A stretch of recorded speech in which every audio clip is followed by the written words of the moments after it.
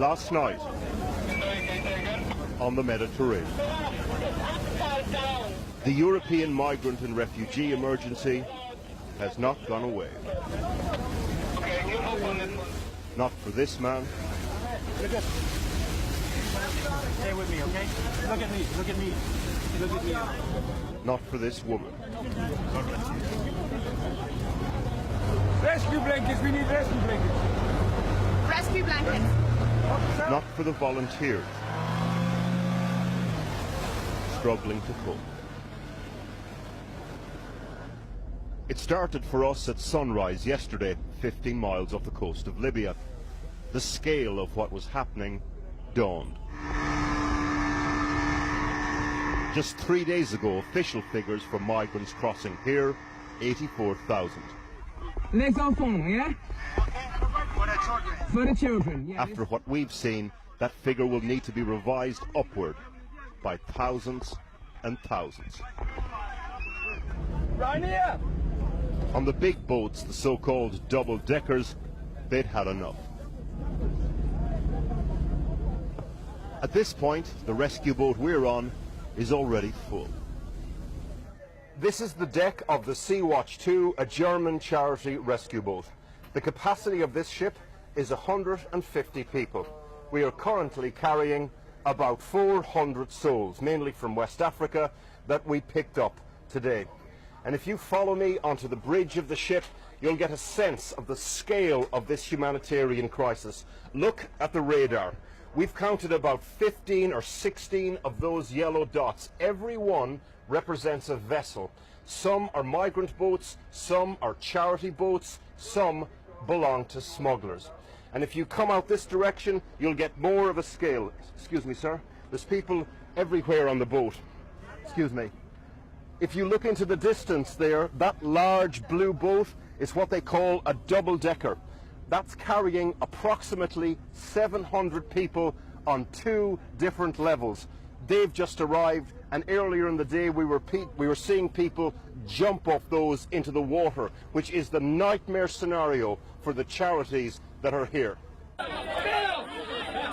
There are tough questions to answer here. Are these rescue missions part of the smugglers' business model? What are the politics of this? But for one woman, on one boat, the crisis boils down to this.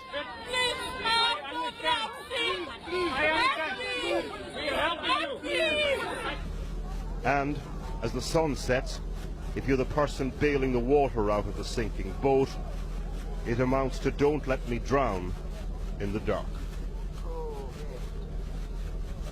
We need help now. We need help now. At night, the situation becomes critical. Radio messages bristle with panic. Migrant boats are sinking all around us. So this is the absolute perfect storm as far as a humanitarian crisis and a rescue at sea is concerned.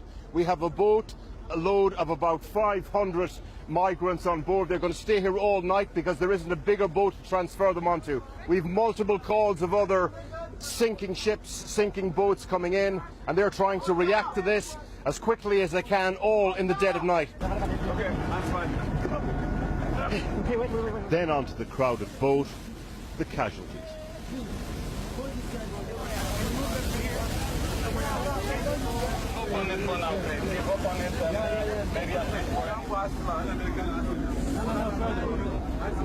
When the motorboats were out taking people from the sea, a strange window of trauma and quiet. Just the rustling of the foiled blankets. This crisis is complex. No one solution, no one cause. Different perspectives. The volunteer head of mission, Ryanair Boer, is a locksmith from Holland and has a perspective too. He's just recovered 4 dead bodies. How is it possible that so close to the border of Europe people are dying? We just came to the last minute. We knew there was boats and no one comes to the rescue for them. We volunteers, we just a random boxman.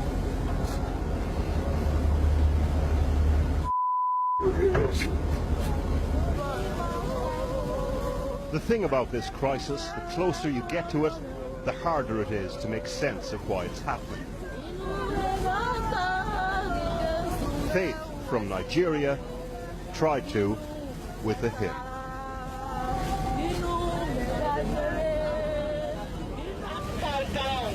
Last night we brought you the story of the rescue. The struggle to cope. The scale.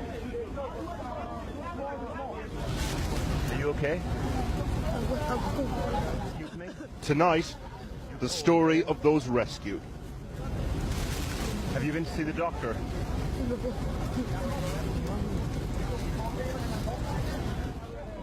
What binds them all together, their experience in Libya.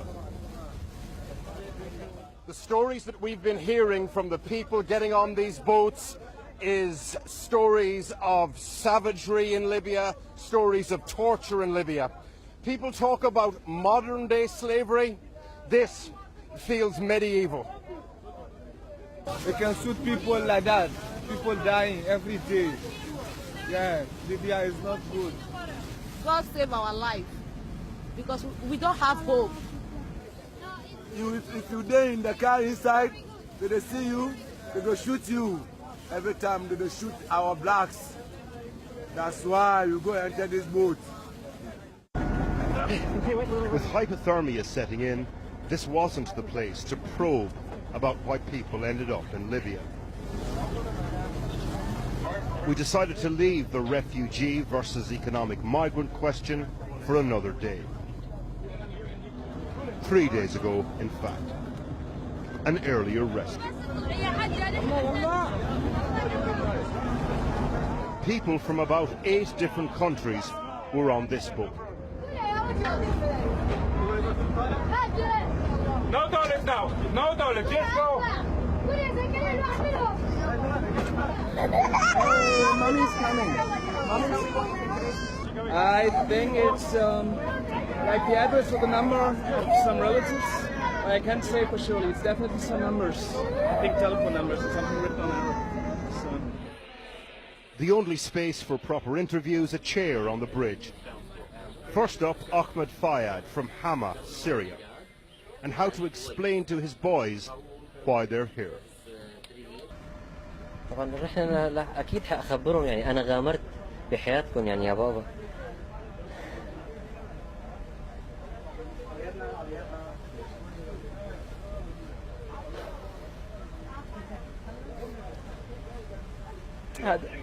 هذا طفل من حقه يلعب. ما بيقدر يلعب ابني، ما فيني امن عليه اخذه على مكان يلعب فيه بالجيم لانه صغير. هذا دائما في اصوات المتفجرات، القتل. ابني لازم يكون سعيد، ما في سعاده. نفسيه هو تعبان، انا كبير نفسيه تعبانه ايضا. مستقبل انا اعلم ان مستقبله في دول اوروبا افضل من ليبيا حيكون. طبعا. لكن في المستقبل سأقول أنا غامرت بحياتكم في البحر من أجل مستقبلكم يا أولادي، ليس من شأني أنا، بل من مستقبلهم هم. 1 and 2. This year there's been a marked spike in the numbers of people from Bangladesh doing this journey. This is like the Bangladesh section of the boat. Mohammed, for example, worked in a shopping centre in Misrat, Libya for 2 years. One day his boss stopped paying him, so he left. Different motivations, different causes for this crisis, but crisis it is. The second boat that arrived that day.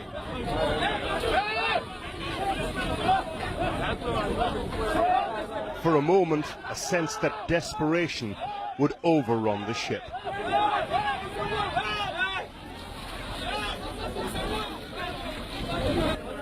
When order was restored, back to the seat on the bridge. Person after person explained why they were there. All day and into the night. The last person, 20-year-old Divine from Nigeria, arrived in Libya last year. And in the darkness, a matter-of-fact account of what it's like to be a slave in 2017. If you come out like we black, they might kidnap you, they will sell you, you will look for money and pay yourself, this kind of stuff. I see. And is that what happened to you? Yes. Were you bought and sold? Yes, I was sold to somebody. Really? Yes. And I paid. Last night, the 500 migrants on our boat were transferred to a bigger ship, destined for Italy. They escaped the worst of fates, the ones that floated into view again and again on our way here. The young rescue volunteers would light a smoke signal to remember the unknown dead.